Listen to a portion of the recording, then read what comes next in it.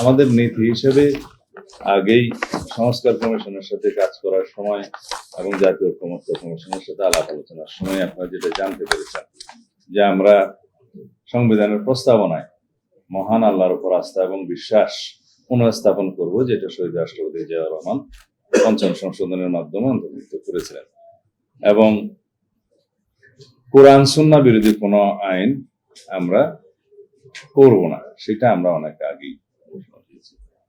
আর কওমি লাইনের মাদ্রাসা থেকে যারা পাশ করবেন তাদের সর্বোচ্চ ডিগ্রি আছে এই লাইনের, এবং সেই হিসেবে আমরা কিছুদিন আগে আমাদের কর্মসূচিতে অন্তর্ভুক্ত করেছি, সামনের নির্বাচনী ইশতেহারে থাকবে যে ইমাম, খতিব, মুয়াজ্জিন তাদের জন্য আমরা রাষ্ট্রীয় ভাতার ব্যবস্থা করব, উৎসব বাসার ব্যবস্থা করব, এবং যেটা একটা ট্রাস্ট আছে সেই সংক্রান্ত সেই ট্রাস্টকে আরো শক্তিশালী করে সেটা তাদের জন্য আমরা ব্যবস্থা করব রাষ্ট্রীয়ভাবে।